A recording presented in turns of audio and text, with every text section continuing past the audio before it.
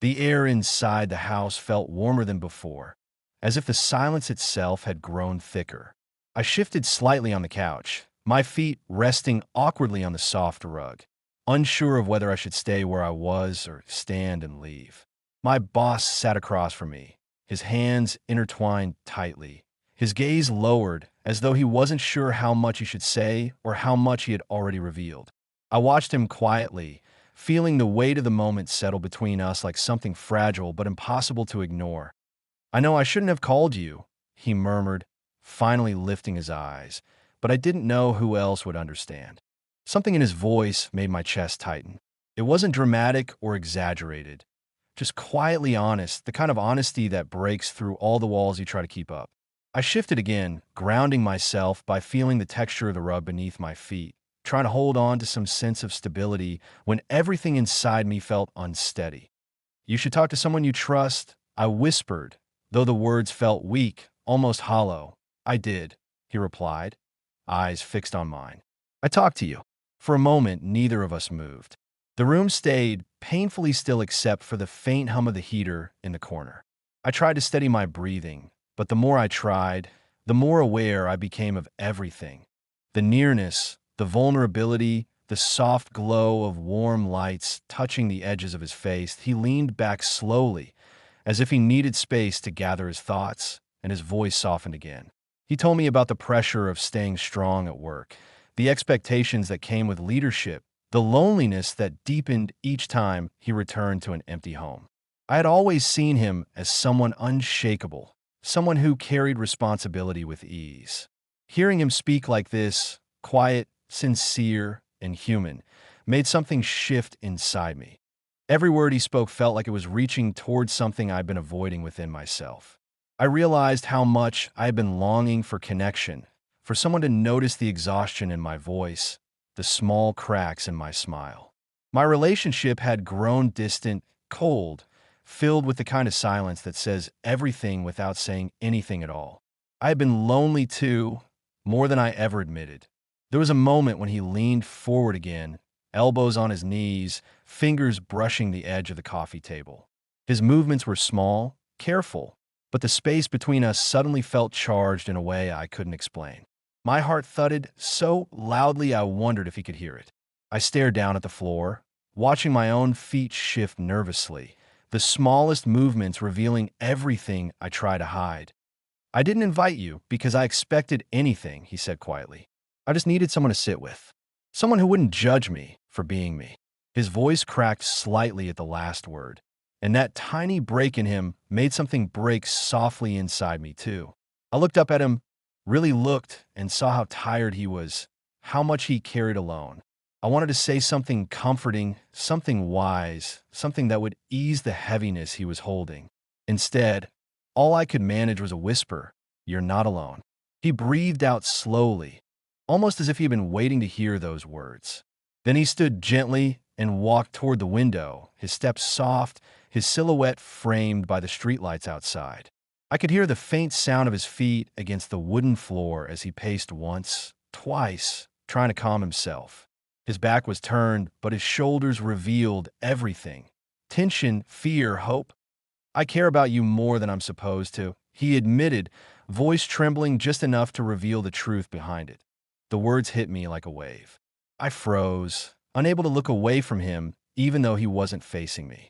I stared at the floor, at the distance between us, at the quiet space that felt suddenly dangerous, not because of anything physical, but because of how deeply emotional it had become.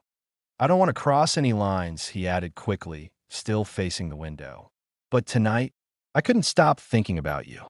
I didn't move, didn't breathe. The room felt too small for the truth hanging in it. I wanted to run, to protect the fragile boundaries that were already cracking.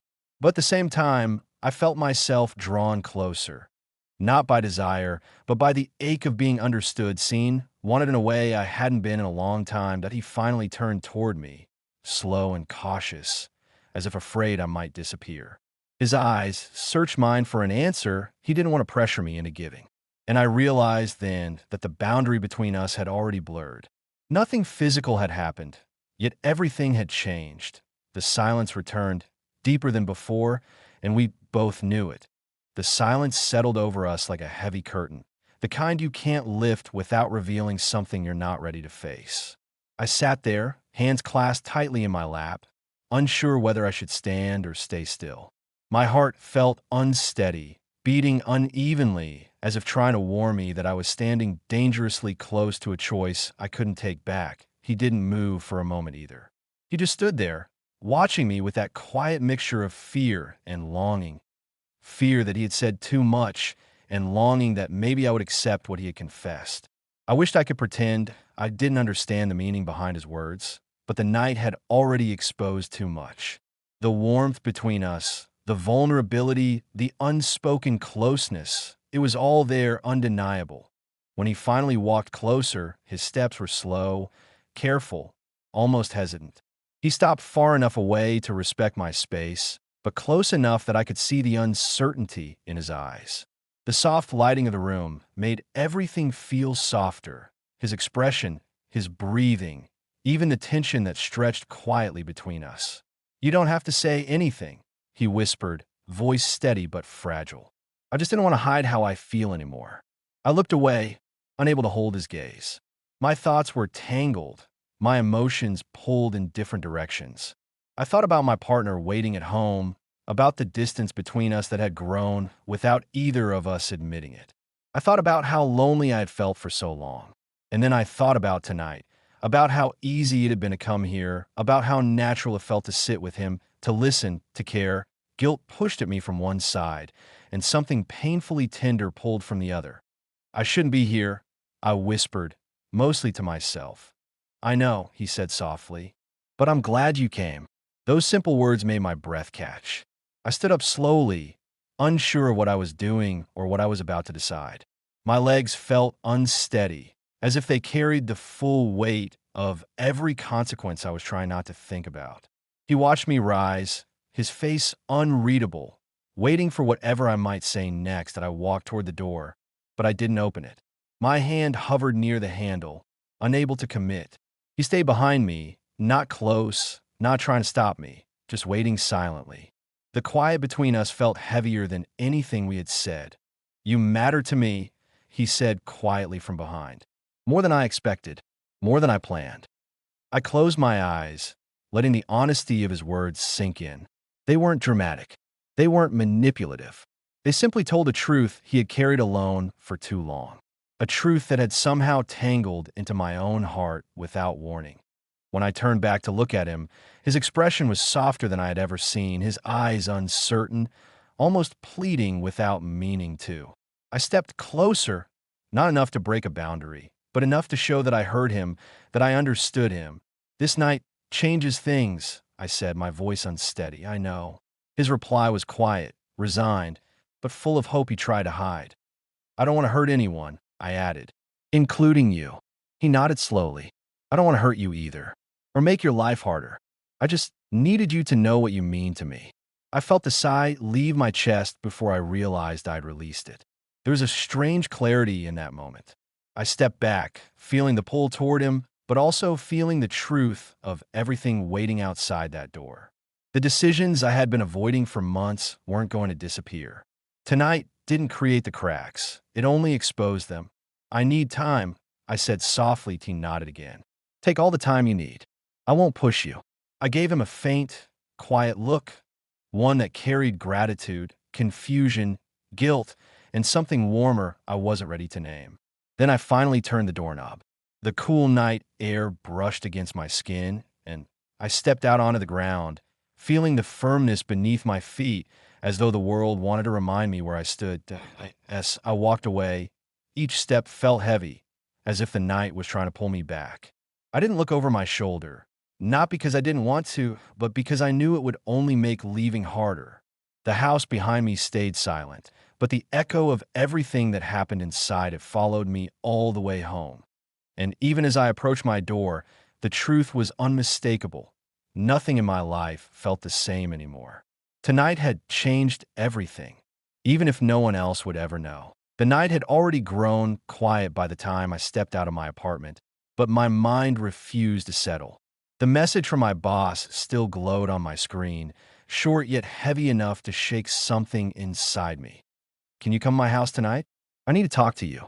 It wasn't unusual for him to contact me late about work, but this message didn't feel like work. There was no file attached, no urgency about a deadline, no mention of a project. Only a simple request, personal, direct, and unsettling in ways I couldn't explain that I kept telling myself there was nothing wrong with going. People met their bosses all the time. It didn't automatically mean something inappropriate. Still, as I walked past the dim streetlights and the sound of my own footsteps echoed faintly against the empty road, I felt the familiar tug of guilt pulling at me. My relationship at home had been fragile for weeks now. Quiet dinners, distracted conversations, the kind of silence that grows heavier every day. I had tried to fix things, but somehow we kept drifting apart, as if we were both quietly giving up without admitting it. Maybe that's why my boss's attention had started to mean more than it should have. The small things, the way he noticed when I was tired, the way he appreciated my work, the way he listened without looking at his phone, felt like warmth in a place where I had been cold for a long time.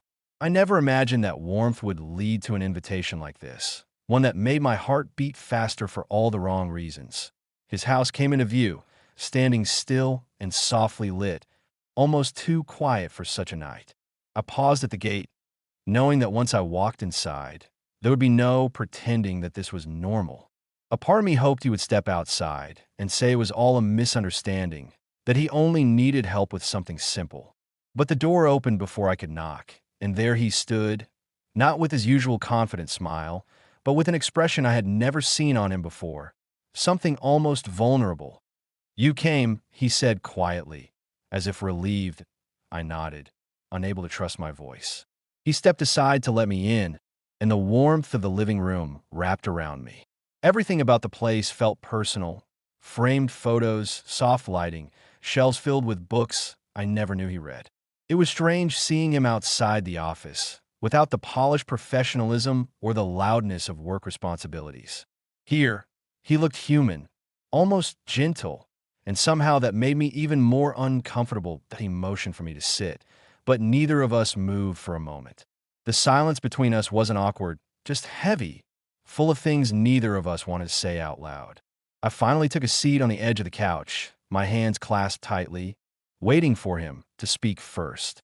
He sat across from me, leaning forward slightly, studying me with a softness I wasn't used to from him.